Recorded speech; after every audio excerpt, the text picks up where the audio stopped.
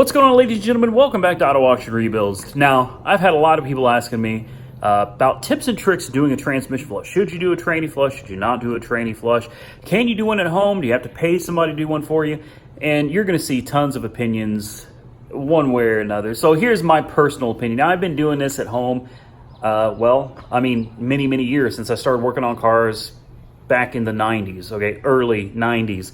And I'm here to tell you, if a transmission is on the way out, it's on the way out. Now, it is somewhat true that there's a lot of friction material in old, burned up fluid that could be the difference between the transmission slipping or not shifting at all and it shifting perfectly fine. So there are occasions where if the transmission fluid is just totally shot and burnt, it's probably best to leave it alone. But I've also noticed this. If you've got fluid that is that bad, if the transmission is already that bad, you should be experiencing shifting problems already. When you smash on the gas, I mean floor it. If it shifts fine through the gears, you don't have any issues, you might still be safe to change the fluid. If you've got slipping issues at all, changing the fluid isn't going to hurt anything, in my opinion. Changing the fluid can't do anything but help. I know, like I said, there's tons of conflicting information on the internet about I'm speaking from personal experience only. So with that said, we're going to jump into attempting a transmission flush at home, and this can be done with, about $12 worth of tools. $12 worth of tools. You should be able to do this to just about any car with $12 in tools, plus, of course, the fluid. So mainly, we're going to start with what tools do you need? Well, I highly recommend, these are highly sophisticated tools right here, ladies and gentlemen. We've got a bucket. This bucket was like $1.68 from Wally World. I got two hoses. These hoses were $5. These are 6 foot length a piece. Again, Wally World, ladies and gentlemen. So right here, you're talking about a $5 hose, another $5 hose. There's $10, $1.68. There's $12. These are our sophisticated tools here.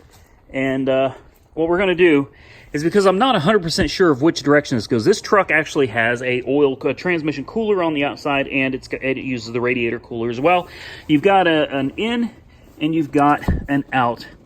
Now, I can't remember which one is which. I think hot goes in the top like the radiator does, and the cold comes out the bottom. But again, I'm not 100% sure. So what I'm going to do is there is a screw down here, and I'm going to take this screw loose with the clamp, and we're going to put one hose, one garden hose on this end of the hose, and one garden hose on that end of the hose. We're going to put both hoses into the bucket. Those are 6 foot length of hoses.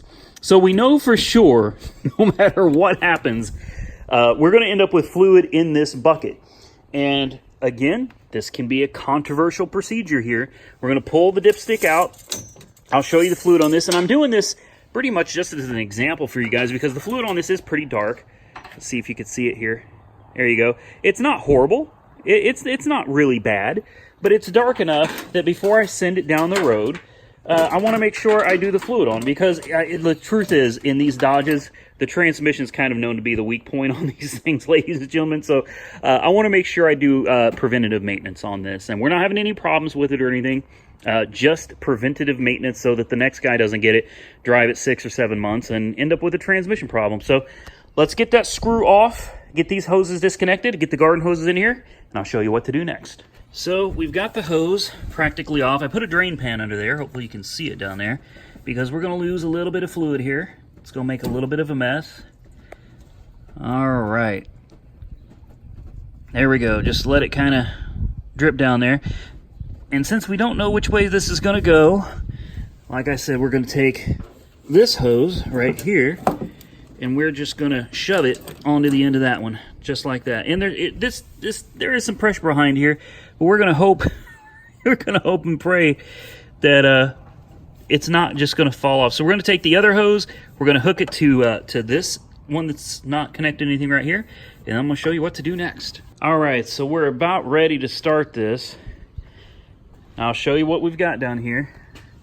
Like I said, we got one hose running to the cooler line right there. We got another hose, and I actually used just a tad bit of Gorilla Tape.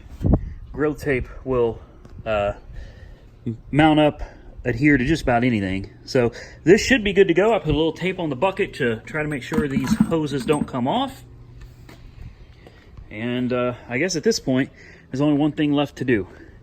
We need to put a funnel in here so we can add fluid to it as fluid starts coming out. We're going to use the pump of the transmission. I know, I can see the hate comments coming already. I've done this on my own personal vehicles for years and years and years and years. I've never had a problem. And this is a great way if you're going to change your filter, which I'm not doing that on this one, but if you're going to change your filter, let the pump all the fluid into this bucket first, and then go under there and take off your pan so you don't end up making a big mess everywhere. This is a great way to do a transmission service, and haters are going to hate. People not going to agree with me. That's fine, but I speak from experience. I've done this many times. We've also got a couple things of Lucas. I love Lucas. This is good stuff. I'm going to put some of that in there too because, again, these Dodges are notorious for having bad transmissions, and I want to do everything I can to make sure this transmission gives the new owner a long, happy life. So we're going to put a funnel in it. We're going to get the fluid ready, and then we're going to put the key in it. We're going to watch this stuff spit out whatever's inside that transmission right now. All right, so we've got it started up, and it's pouring a little bit, but not too much. It looks like we really got to give it some gas to there we go.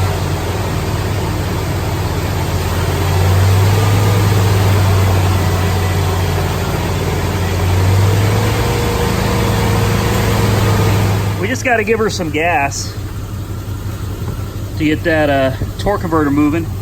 And as you can see, here's what it looks like, man. I told you the fluid was looking pretty toasty.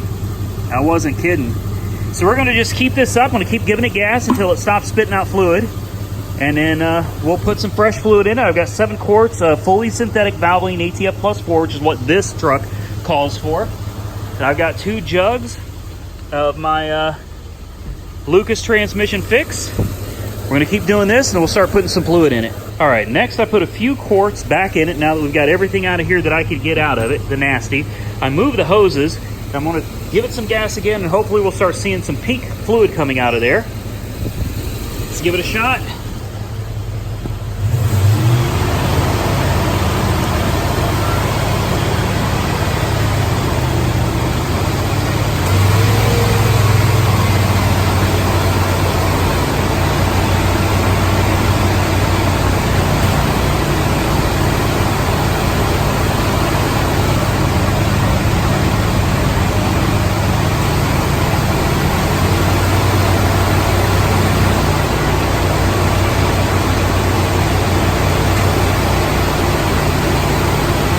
All right, ladies and gentlemen, as you can see, we have some pink fluid starting to come out of this thing now. So, and we filled the bucket, well, it's a good 3/4 of the way full. We've pumped about 10 quarts through it. So we should have pretty much gotten everything in there that was in the pan and the torque converter out. So at this point, I'm confident in saying we can go and pour some fresh fluid into the transmission, a couple quarts of Lucas, and the rest of it in ATF Plus 4 for this particular vehicle. And hopefully we have done a solid service to this transmission to help it last a long time. All right, ladies and gentlemen, I hope this video helped you out on a quick and easy way to flush your own transmission. Now, all transmissions, all automatic transmissions, I should say, are going to have a cooler to cool the fluid, which means there's a line that goes from the transmission to the cooler. That's an out line. And one that goes from the cooler back into the transmission, that's your in line. So all you got to do is figure out which line is which, and you know where you need to stick your hose, get yourself the bucket, the proper fluid. Not all cars have dipsticks, so be sure you know how to put fluid back in your car after you've gone through and dumped all the fluid out of it. Don't let your transmission ever run dry for very long at all. You really shouldn't do it ever. When you see the fluid starting to get lighter, where it's not pouring out as heavily, you want to start adding more fluid to it as quickly as possible. Try not to let your pump run dry. Some cars you have to have at a certain temperature. They've got to be on a level surface, and you got to have a special computer. Make sure you can actually safely and properly put the new fluid back into your vehicle before you do this flush. But as long as you follow these steps, you should have no problem doing a flush at your own house for around $12. If you like this video, give it a big thumbs up. Don't forget to follow me on Instagram, Auto Auction Rebuild. Stay safe out there, everybody, and I will catch you all very soon. Hey, if you're not subscribed to the channel, why aren't you subscribed already? Hit that subscribe button. I'll catch you very soon in the next one.